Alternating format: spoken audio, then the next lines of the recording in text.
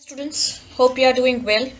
Today we are here with our economics topic, that is Chapter 7, Indian Economy, Part 2.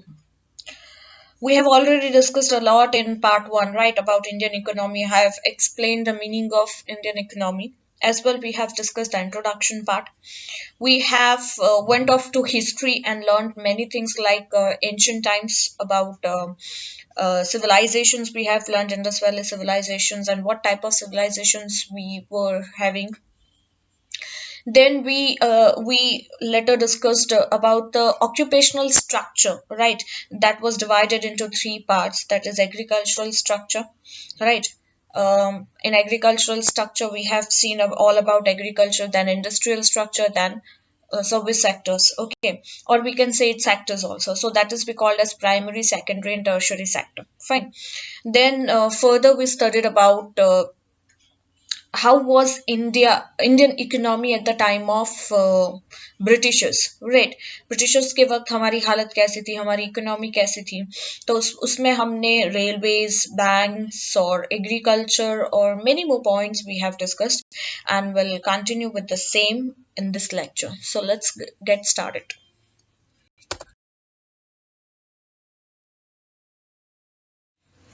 Indian economy before independence during the British Raj. Yes, we were discussing the same topic जो हमने already part one में we have already discussed. Okay, so Indian economy before independence. Independence से पहले यानी British राज जब India में था तब इंडियन इकोनॉमी की हालत क्या थी? तो जैसा मैंने बताया कि we have discussed railways, banks, agriculture and many more points. The next point we are going to discuss, that is land revenues.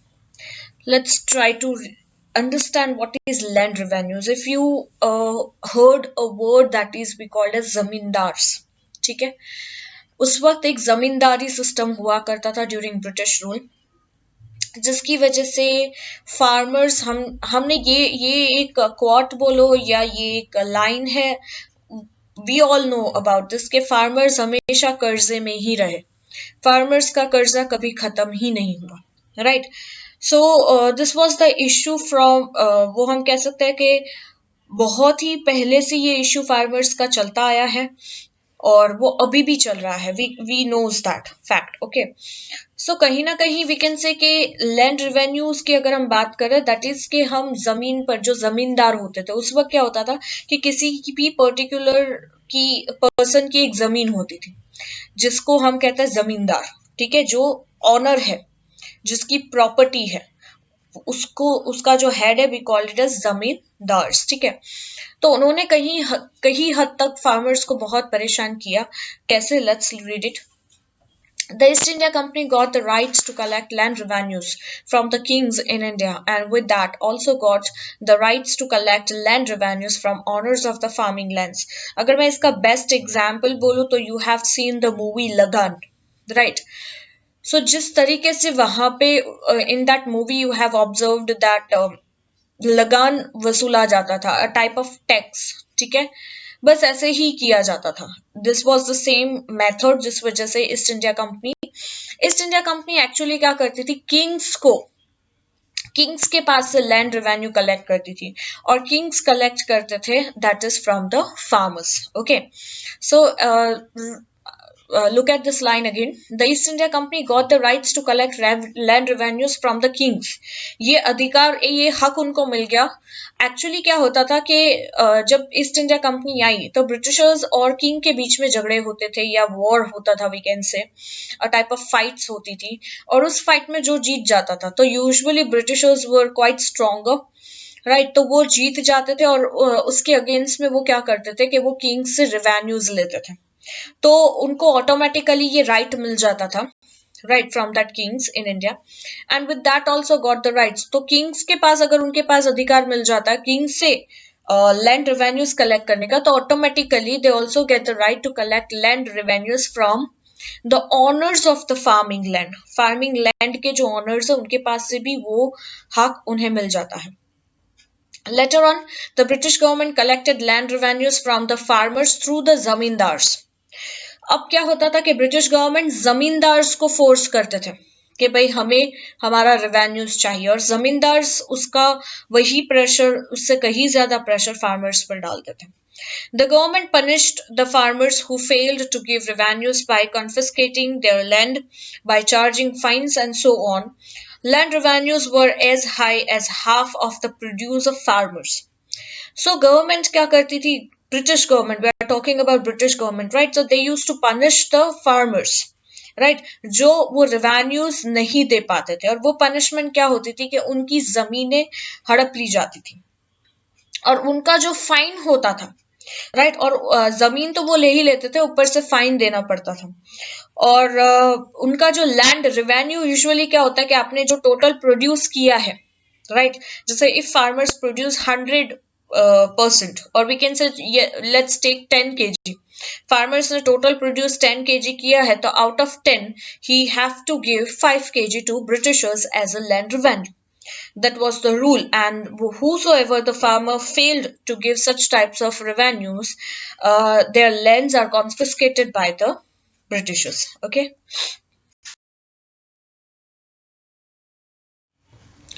Next comes high rates of taxes. High rates of taxes, ये जो tax issue है India का, ये बहुत time से चलता आ रहा है, एंड वी ऑब्जर्व के it's still going on somewhere. अगर आप अब राइट नाउ तो आप बहुत छोटे हो इस टैक्सेस को समझने में, बट अभी सबको जीएसटी के बारे में we all know very well, fine. So we are paying a lot of taxes, sales tax, ये टैक्स वो टैक्स बहुत पे कर रहे हैं. So in return, we as a citizen of India, we also demand that that facility should be there. जैसे हम बाहर की कंट्रीज में जाते हैं, whatever taxes they are taking, in return they are getting that facilities. But here we found that lack of facilities are there, right? Infrastructural facilities are not up to date what we are paying, right? So ये जो issues है वो पहले से चलते आ रहे हैं. So let's talk about British rule. British rule में high rate of taxes की issues पहले से थी. According to Dadabhai Naoroji's calculations, the famous nationalist, I can say Dadabhai Naoroji, or one of the oldest one. Calculations in 1876, दादा भाई नौरोजी के calculations के हिसाब से जो उन्होंने 1876 में किया था, the rich paid about 8% of the national income as taxes, while the Indians who were poor were made to pay 15% of the national incomes as taxes. See, the biggest problem of India is the rich are getting richer and the poor are getting poorer. This is what we can say, this is the scenario, this is the real scenario of our country, and we observe it, right?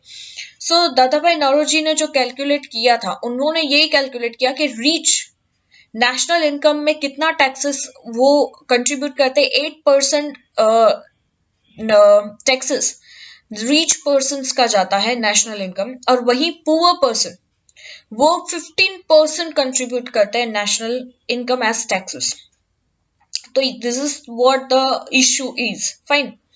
The next topic is high rates of excise and customs. अगर मैं best example दूं अभी का, अगर हम अभी की बात करें तो कार्स ले लेते हैं.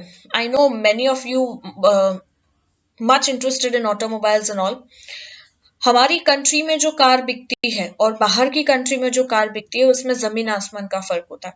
जो कार शायद 4 to 5 lakhs में रेडी होती है, इट इज आई कैन से कि उसे सेल किया जाता है at 7 to 8 lakhs rupees, right? And around I can say 1 to 2 lakh तो सिर्फ टैक्सेस में चले जाते हैं. और वही चीज जब आप बाहर की कंट्रीज में वही कार्स अगर देखते हो, यू फाउंड कि वहां के टैक्सेस बहुत कम है. गेटिंग सो दूसरा होता है एक्साइज और कस्टम्स. अब ये भी बहुत हाई रेट्स थे.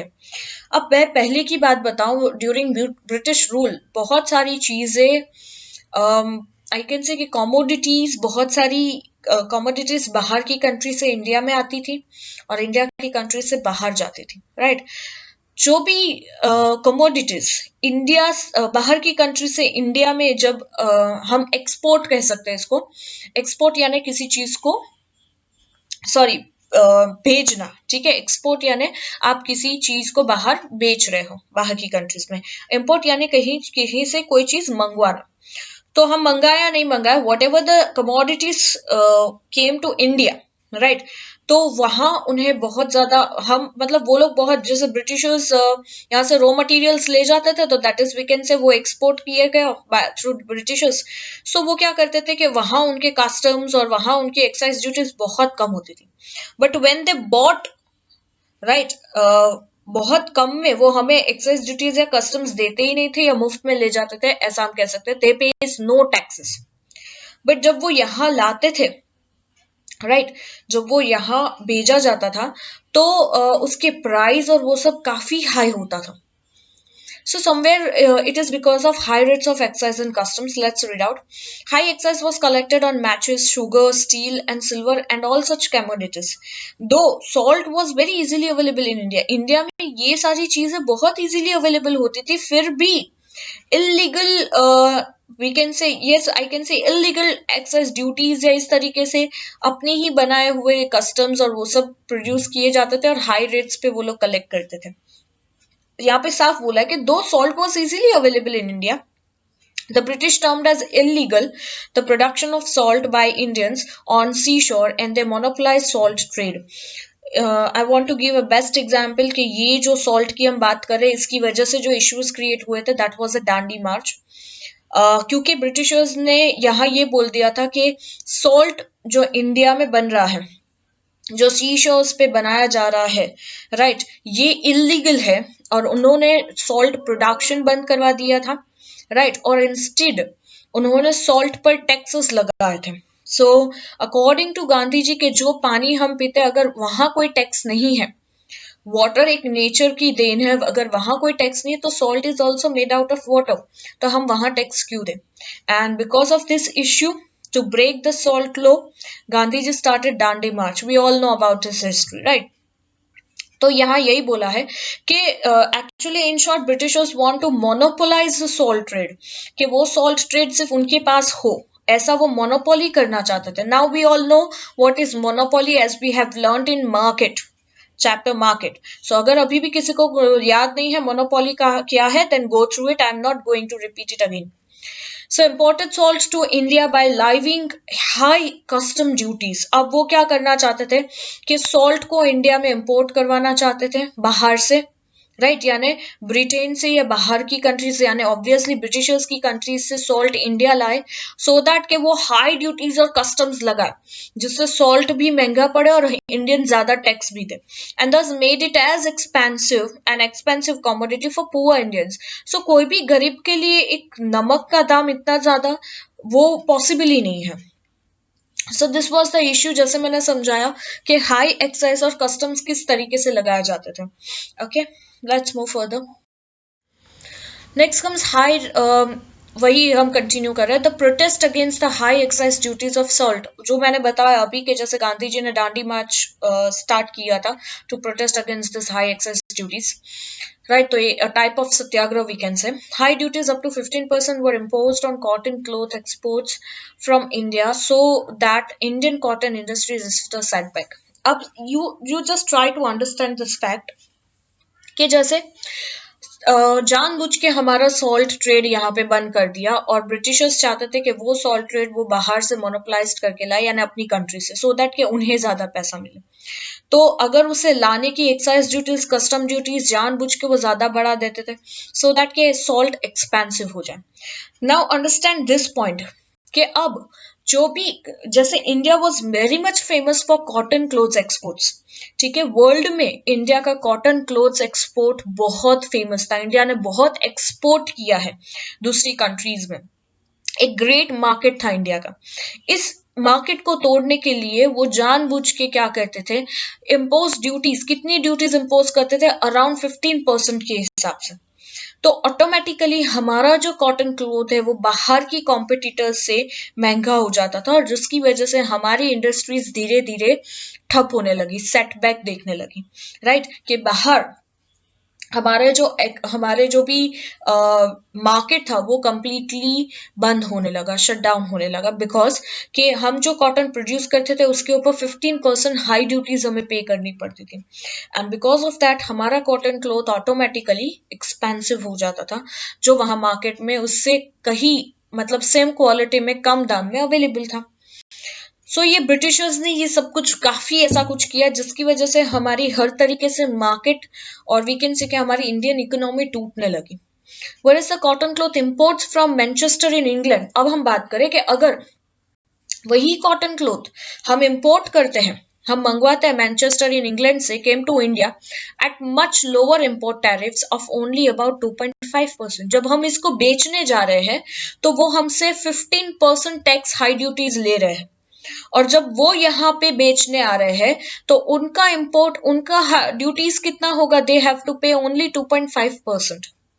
You can see what type of difference it's there. Okay, now the British wanted to export India's long staple cotton to England and sell its manufactured cloth in India.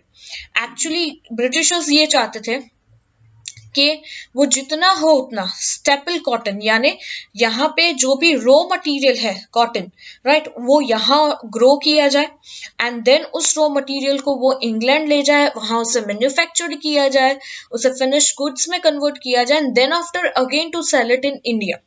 तो दोनों तरीके से उनका ही फायदा, because एक तो वो फार्मर्स को फोर्स करते थे कि उन्हें उनकी इंडस्ट्रीज में जो रॉ मटेरियल्स उनको चाहिए वही ज्यादा अमाउंट में प्रोड्यूस किया जाए। नेक्स्ट थिंग कि वो उसे बहुत सस्ते में खरीदते थे, बहुत चीपर रेट पे वो खरीदते थे। वो रॉ मटेरियल्स इंग्लैंड जाते थे, उनकी इंडस्ट्रीज में फिनिश गुड्स में कन्वर्ट होते थे, वही फिनिश गुड्स इंडिया में आके बेचे जाते थे एट अ हायर प्राइस। सो दोनों साइड से उनके फायदे थे।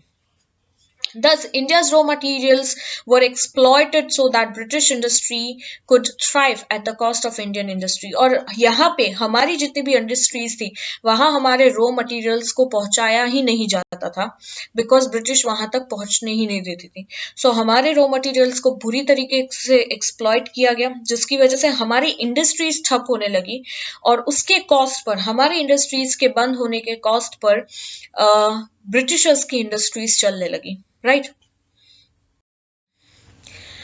The next point is industrial policy. British rule की क्या पॉलिसी होती थी, look at here. The period from 1750 to 1830 was the period of industrial revolution. यहाँ पे इंडस्ट्रियल रिवॉल्यूशन शुरू हुआ, यानी पहले जो था कि maximum countries were attached to the agricultural sector और the primary sector, then they started moved on to industrial sector. They started the revolutions की जितना हो उतना हमें इंडस्ट्रियल सेक्टर्स को बढ़ावा देना है। So this period was started from 1750 to 1830. East India Company had by that time started establishing rule in India, and that time east India company already हमारी कंट्री में रूल करना उसने शुरू कर दिया था, right. And India and in 1858 the British government establish it's rule, और 1858 तक तो उन्होंने कंप्लीटली इंडिया में रूल शुरू कर दिया था। The British government adopted a policy that made the Indian investors loss confident, और इस तरीके की पॉलिसीज ब्रिटिश गवर्नमेंट्स ने अडॉप्ट की थी जिसकी वजह से इंडियन इन्वेस्टर्स थे वो कंप्लीटली अपना कॉन्फिडेंस खो बैठे थे। इंडस्ट्रीज इंडिया में, ये रिवॉल्यूशन, इंडस्ट्रियल रिवॉल्यूशन इंडिया में लाना was just next to impossible हो गया था because of Britishers. Because Britishers only wanted के सिर्फ ब्रिटिश या ब्रिटेन या इंग्लैंड की जो भी इंडस्ट्रीज है वो ही आगे बढ़े। एंड हमने आगे अभी पढ़ा कि किस तरीके से हमारा रॉ मटेरियल एक्सप्लॉइट हो रहा था, हमारी इंडस्ट्रीज बंद की जा रही थी, and this was the scenario at the time. So in short we can say कि through this we can able to get कि हमारी इंडियन इकोनॉमी एक वक्त कहाँ थी and because of Britishers वो कहाँ पे आ गई। मैंने ये फर्स्ट पार्ट में भी बोला that India once called as I can say the golden bird right in world। India को एक सोने की चिड़िया कहा जाता था because all type of wealthiness, it's not just in terms of money we can say, but agriculture देख लो, industries देख लो, a type of talent देख लो, everything was there in India and everything was ruined by British rule. Next comes economic exploitation. हर तरीके से कोशिश की जा रही थी कि कैसे हमारी इकोनॉमी को एक्सप्लॉइट किया जाए, कैसे ये तोड़ा जाए in order to benefit their own economy, क्योंकि वो अपनी इकोनॉमी को बढ़ावा देना चाहते थे Britishers. The East India Company and later the British government adopted policies which exploited Indian resources and promoted British industries. Indian agriculture was also exploited by high land revenues. Because they want to benefit their own economy, east India company बोलो या उसके बाद 1857 के revolt के बाद British government यहाँ establish हुई, दोनों ने ही एक ही पॉलिसी अडॉप्ट की थी, कैसे इंडियन रिसोर्सेज को एक्सप्लॉइट किया जाए, कैसे ब्रिटिश इंडस्ट्रीज को प्रमोट किया जाए, जिसकी वजह से कहीं ना कहीं इंडियन एग्रीकल्चर बुरी तरीके से एक्सप्लॉइट हुआ in terms of raw materials, in terms of land revenues, or whatever you can say. Next comes exploitation of artisans. अगर as I've told you that जैसे हमारी इंडस्ट्रीज बंद होने लगी, हमारे जितने भी वर्कर्स थे, हमारे जितने भी आर्टिसंस थे, राइट, वो कहीं ना कहीं जॉबलेस होने लगे। और अगर आपने आई थिंक 9th-10th में भी गुजराती में भी there were many poems are there related to this कि किस तरीके से आर्टिसंस ने अपनी उंगलियां काट दी थी कि वो अब ब्रिटिशर्स के अंडर काम नहीं करेंगे, या वो अब जॉबलेस हो चुके हैं, या उनकी जो भी कंडीशन थी was explained very well if you have read that poems and chapter. Let's continue. So artisans को बहुत बुरी तरीके से exploit किया गया. The East India Company exploited artisans by obtaining goods from them at up to 15% to 40% lower prices and sold them in the world at higher prices and made high profits. यहाँ पे बहुत cheaper rate से artisans से goods खरीदना और उसी को बहुत ही higher price में world में उसको बेचना, जिससे ब्रिटिशर्स हायर प्रॉफिट कमा रहे हैं।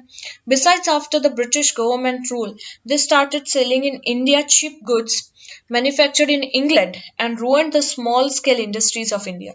और इसके अलावा ये तो करते ही थे आर्टिसंस के साथ, इसके अलावा इंग्लैंड में जितने भी मैन्युफैक्चरर्स होते थे सस्ते या लो क्वालिटी गुड्स जो होते थे वो सारे इंडिया में बेचे जाते थे, right.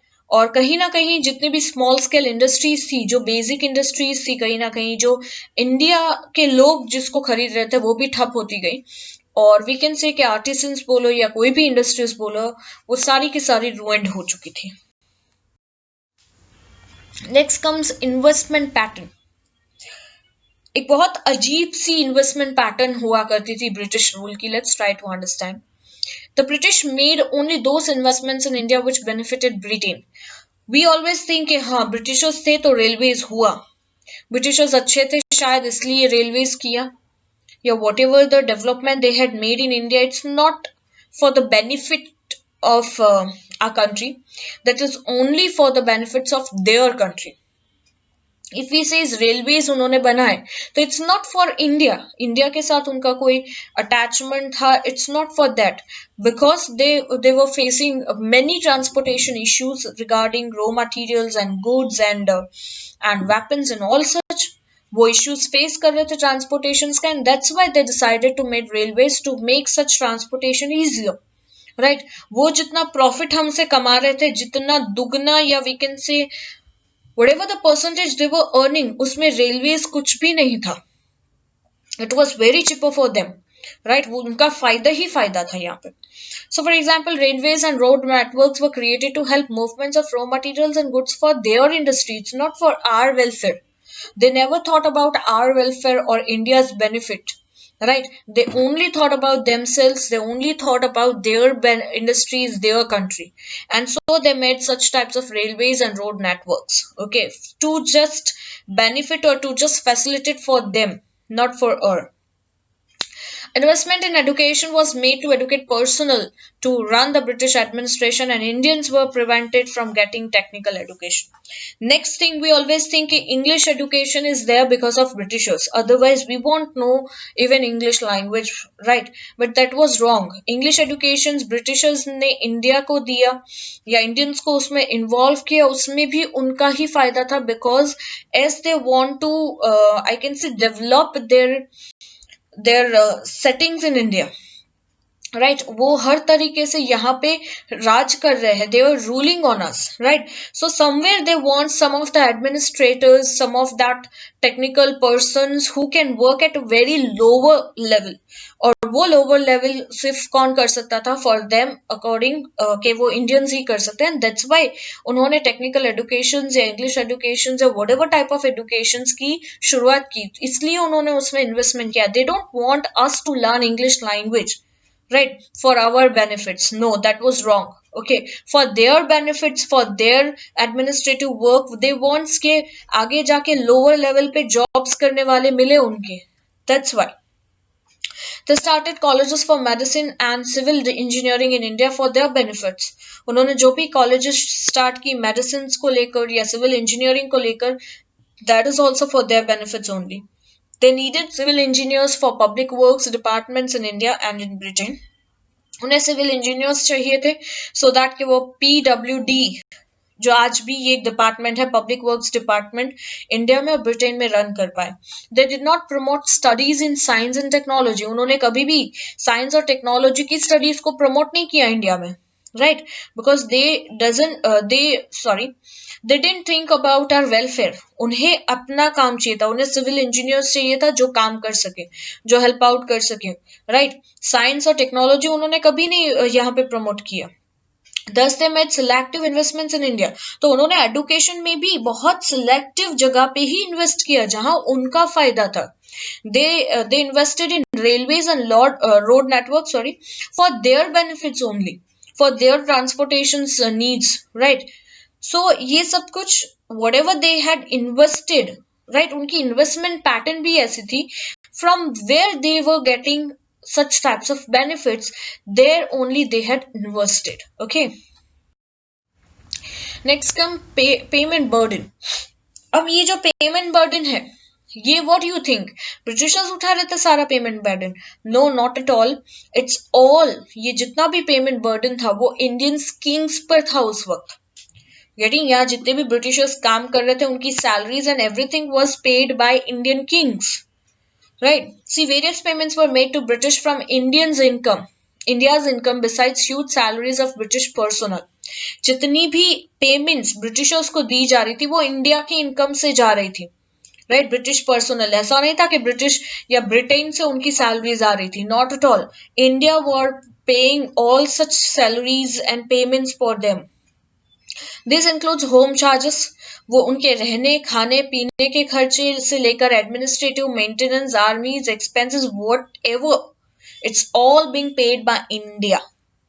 This includes home charges. There was a huge amount of money which India paid towards administration, maintenance of army, war expenses, pensions to retired officers, and other expenses accrued by British towards maintenance of a colony. सब कुछ India पे करती थी. सो उन्होंने हम पर कोई दया की है या उन्होंने हमें कहीं ना कहीं हेल्प आउट किया है? There is nothing like that. We can say they have just ruined India anyhow. Next, these were known as home charges. और ये जितने भी खर्चेस है उसे सिर्फ होम चार्जेस का नाम दिया जाता था और ये पूरे खर्चे इंडिया पे करती थी entirely. Okay, The home charges were made of 3 components. अब ये जो home charges है उसे 3 components में divide किया जाता था. Interest payments for debt incurred in maintaining Indian colony, interest on the railways, and civil and military charges. पहला कि जो भी कर्जा है, right, इंडियन कॉलोनी पर, इंडियन कॉलोनी में को मेंटेन करने में, सॉरी, इंडियन कॉलोनी को मेंटेन करने में जो भी खर्च लगेगा उसका इंटरेस्ट भी पे करना है. दूसरा, रेलवेज को चलाने का इंटरेस्ट भी हमें देना है. सिविल और मिलिट्री चार्जेस भी हमें पे करने हैं. ठीक है, तो इस होम चार्जेस को इस 3 कंपोनेंट्स में डिवाइड किया गया था. Finally when British left India in 1947, Indian agriculture industries and trade were devastated. तो इन शॉर्ट हम कह सकते हैं कि जब इंडिया, आई कैन से कि ब्रिटिशर्स 1947 में हम पर दया करके नहीं गए कि भाई नहीं अब हमने इन पर बहुत ही अत्याचार कर दिया, नाउ इट्स टाइम टू कि अब वो उन्हें अपनी आजादी दे देनी चाहिए. Not at all. उन्हें दिखा कि अब इंडिया में कुछ बाकी नहीं है लूटने के लिए, और वी कैन से कि अब इंडिया को बर्बाद करने के लिए या रूइंड करने में nothing is left. Then they decided कि अब इसमें यहाँ पे हम करके रहेंगे भी, रह के भी क्या करेंगे, and that's why they just decided to left us. Right. So जब इंडिया, ब्रिटिशर्स ने इंडिया को लेफ्ट किया या छोड़ा 1947 में, उस वक्त हमारा एग्रीकल्चर ले लो या इंडस्ट्रीज ले लो या ट्रेड ले लो, सबकी हालत बहुत बद से बदतर थी, डिवास्टेटेड थी. A country which was once highly prosperous was impoverished. एक वक्त था जब कंट्री हाईली प्रॉस्परस थी। इस कंट्री के साथ वर्ल्ड के बड़ी बड़ी कंट्रीज बिजनेस करना चाहती थी, जुड़ना चाहती थी। आज बुरी तरीके से गरीब हो चुकी है, या बुरी तरीके से इकोनॉमी इसकी टूट चुकी है। One of the poorest country में हमारा नाम आने लगा था। So we have completed during Indian economy before independence क्या था. We discussed it a lot. Now we'll discuss कि Indian economy after independence. चलो ब्रिटिशर्स चले गए, उसके बाद हमने कैसे कवर अप किया हमारी इकोनॉमी को, क्या उसमें कोई डेवलपमेंट आया, या what type of issues we have face. Let's see. Immediately after independence, Indian economy faced some challenges for development. Obvious है, everything was devastated, everything was ruined, I can say. तो basic से हमने शुरू किया, and that basic was agriculture. कहीं ना कहीं हमारे जितने भी लीडर्स थे उन्होंने एग्रीकल्चर से इसकी शुरुआत करवाई कि एटलीस्ट हम भूखे नहीं मरेंगे. शायद हम ज्यादा कमाए नहीं, बट एटलीस्ट इतना तो हम करेंगे कि इंडियंस भूखे नहीं मरना चाहिए, तो सबसे पहले एग्रीकल्चर को डेवलप करो. राइट. सो वी कैन से कि आफ्टर इंडिपेंडेंस, अगर हम इमीडिएट इंडिपेंडेंस की बात करें, तो इंडियन इकोनॉमी ने बहुत सारे चैलेंजेस फेस किए डेवलपमेंट करने के लिए. India today exhibits characteristics of developing country, which with some areas of lower development and some showing much improvement.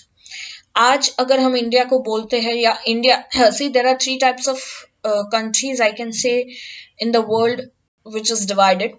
One is a developed country, other is a developing country, and next is underdeveloped country. Developed country is such types of countries which requires no development, which is completely developed, I can say, right? Like US ले लो, ठीक है.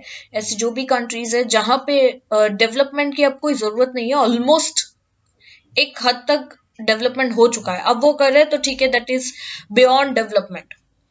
Then comes developing countries such as India, Pakistan, या ऐसी कोई भी countries ले लो. I can say developing countries means they are on the verge of development. They are not completely developed, right? They are on the verge of development. अभी वो develop कर रही है, but अभी बहुत कुछ है जो develop करना बाकी है, तो वो developing के way में जा रही है, right? And underdeveloped countries, ऐसी कंट्रीज जहां पे डेवलपमेंट जैसी कोई चीज शायद अभी तक पहुंची ही नहीं है. गेटिंग. सो इंडिया लाइज, आज हम अगर इंडिया को कहे तो इंडिया कहीं ना कहीं डेवलपिंग कंट्रीज में आती है, जिसमें कुछ एरियाज इंडिया के ऐसे हैं जो बहुत ही अभी लोअर डेवलप्ड है. अगर आज भी अगर आप किसी विलेजेस में ऐसी जगहों पे जाओ, तो यू कैन फाउंड कि अभी भी वहां इलेक्ट्रिसिटी नहीं पहुंची, अभी भी वहां basic infrastructure facilities are not provided. So there are some areas of lower development. Other than that, कुछ ऐसे areas हैं which shows a quite improvement. Okay. तो कोई भी अगर आप हमारी बड़ी सी cities ले लो, अहमदाबाद ले लो, बॉम्बे, मुंबई ले लो, right? So such types of cities we found many improvements. Okay, so thus in current times, अगर आज की हम बात करें, we look at characteristics of India as a less developed and as a developing nation both. तो आज अगर हम बात करें तो हम अपने इंडिया को एक characteristics में प्लेस करना चाहेंगे, जहाँ एक तरफ वो less developed है, as many areas are that कि अभी भी वो lower development के वर्ज पे है, and कुछ ऐसी जगह भी है जो काफी हद तक डेवलप्ड हो गई है, तो we call it as a developing nations both. Okay. So let's read out the first point कि सबसे बड़ा point after independence Indian economy का क्या था, that was for per capita income. Per capita income अगर मैं बोलूँ तो it means कि किसी भी एक person की income का contribution national income में कितना होता है, that is we call per capita income. Let's see. According to Human Development Report, that is HDR report कहता है इसको. ये HD रिपोर्ट का मतलब है, ह्यूमन डेवलपमेंट रिपोर्ट्स का काम ही ये है कि ये पर कैपिटा इनकम को काउंट करती है. ये परचेजिंग पावर पैरिटी, यानी आपकी कितनी काबिलियत है कोई भी चीज को खरीदने की, that is we call purchasing power parity, ये उसको काउंट करती है. इसके भी कुछ लिमिटेशंस है, या इसके भी कुछ आंकड़े ऐसे हैं जहां पे अगर इतना है तो आप आपकी परचेसिंग पावर पैरिटी अच्छी है, अगर उससे कम है तो आप हम नहीं कहते बीपीएल में आ रहे हो, बिलो पॉवर्टी लाइन में जा रहे हो, या इसके एक डिविजन्स किए गए हैं in different ways we can say. So the per capita income of India in 2013 at purchasing power parity was $5.150, which was lower than that of developed countries. अगर 2013 की बात करें तो हमारी इंडिया की purchasing power parity always it is compared with dollar, right, एक dollar से compare किया जाता है यूएसए के, इसी से परचेसिंग पावर पैरिटी को काउंट किया जाता है. दिस इज वी कैन से a type of calculation.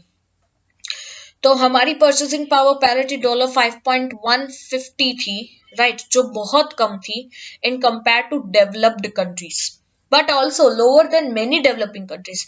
But इतना ही नहीं, दूसरी जितनी भी डेवलपिंग कंट्रीज है उससे भी काफी नीचे थे हम. जैसे China comes in developing countries, उसकी परचेसिंग पावर पैरिटी थी 11.477 और श्रीलंका की परचेसिंग पावर पैरिटी थी 9.250. तो उससे हम कहीं पीछे थे. ठीक है, let's see the table and let's try to understand it. So let's try to understand this table. यहाँ पे कुछ कंपैरेटिव स्टैटिस्टिक्स दी है परचेसिंग पावर पैरिटी के, कि हर एक कंट्री की परचेसिंग पावर पैरिटीज कितनी है, कंट्रीज दी है, और purchasing power parity in dollars की बात करें. जैसे नॉर्वे है, नॉर्वे की परचेसिंग पावर पैरिटी है 63,909, USA 53. You can C India काफी नीचे है जिसकी परचेसिंग पावर पैरिटी है 5,150, और उसके बाद पाकिस्तान और उसके बाद आता है बांग्लादेश. ठीक है, तो हम कितने पीछे हैं इट शोज हियर. सबसे ज्यादा आगे है Norway, second comes USA, third comes Germany, England, China, then Sri Lanka. And in next table you can see changes in India's PCI in last few years. कुछ पिछले कुछ सालों में क्या क्या चेंजेस आए परचेसिंग पावर पैरिटी में. Year is given, current price दिया है और कांस्टेंट प्राइस दिया है. जैसे 11-12 में हमारा करंट प्राइस था 64,316, ओके, और उसके बाद ये कांस्टेंट जा रहा है. 2012 और 13 में ये 71 यानी इंक्रीज हुआ, बट उसके बाद ये वापस थोड़ा बहुत डिक्रीज होके इसके बाद इसी प्राइस में कांस्टेंट रहा. देन 13 और 14 में it was again increased, right, ये हमारा करंट प्राइस है, but PCI at constant price हमारी 69 रही, एंड सो ऑन. और ये सोर्सेज, ये इंफॉर्मेशन हमें मिली है compiled from economic survey of India for various years. Okay, so let's end our lecture here. Hope you understand it well. आज का lecture अच्छे से आपको समझ में आया हो इंडियन इकोनॉमी के बारे में. As I told you it's somewhere related to our history. हमने इंडिपेंडेंस के पहले की चीज देखी कि how was our Indian economy, after independence what had happened, उसके कुछ पॉइंट्स देखे, some are left out. Will continue in the next lecture. Hope up till bye bye, take care all of you.